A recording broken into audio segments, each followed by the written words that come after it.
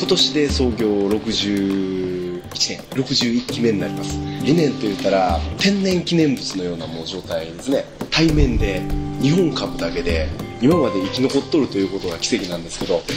23年下げ続けた日本株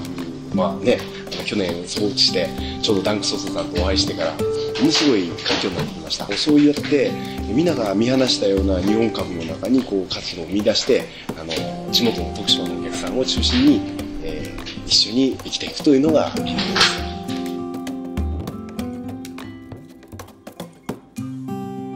会社の中が全然整理されてない、机の中から何からもう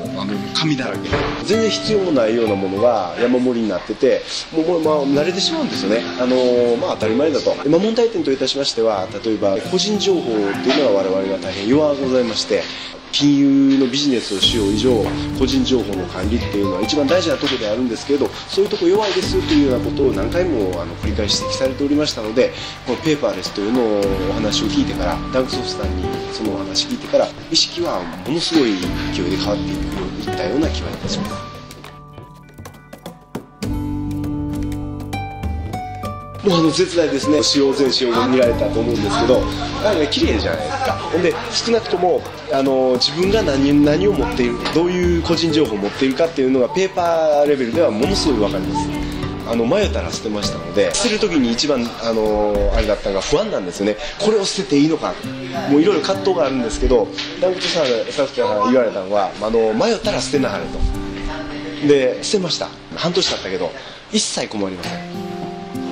デメリットはなしで、個人情報の管理は大変しやすく、もう一回ペーパーの段階での個人情報の管理ができましたので、次のステップに進めつつあります。でこれが一番です。私自身がやっぱりちょっと整理ができてなかったっていうのもあるんですけど、みんなで考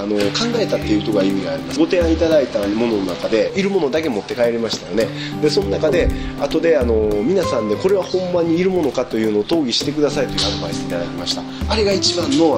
トレーニングだったと思います。みんなで考えました。でこれが意識の改革という面において一番だったと思います。社員の皆が自分で納得して腹に落ちてこうじゃと思わん限りは個人情報の管理絶対ダメだと思ったんですよ。迷ったら捨てようと言っていただいたアドバイスというのは正しかったと思います。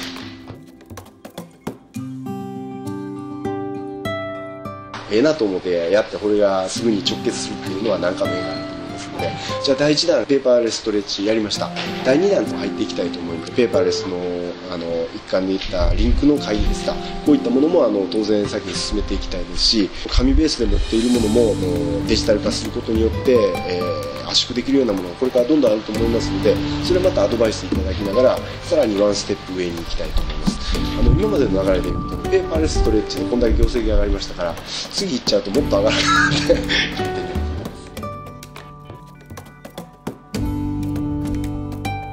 ご提案いただいたダブルモニターにしても、この中に引き出しの中にあるものが全て網羅されると、全社的にできるとしたらますます紙が少なくなるんじゃないかなと思うのと、コピーファックスっていうのがもう全くいらなくなるはずだと思います。それと最低限必要だというような紙にしてもまた減らせれる可能性もありますし、 BCP に対しても期待しております。でこれから先南海トラフとかいろんな災害が出てくると思うんです。家におりながら仕事ができる、あるいは女性にしても育児をしてこうやってカムバックするまでの間に家におりながらできる、あるいは本州はずっとマレーシアにおると、マレーシアにおりながらもやっぱり日本におる徳島におると何ら変わりがない仕事ができると、こうやって可能性と時間っていうのがものすごい選択肢ができると思いますので、そういう面で私に限らず全ての社員がそういうことができるようになったとしたらものすごい機動的な会社になると思いますので、そういう面のご指導を期待していま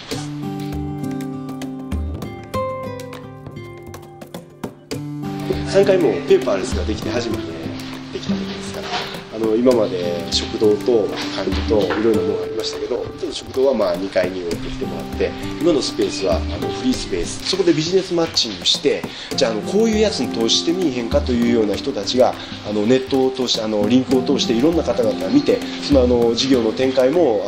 リンクを通して見えて、お金を出した人が自分の志を持ったお金を出して、そのお金を持っていろんなビジネスを展開していくっていうのが見えるような場所になれば、我々の本業と重なる部分で我々の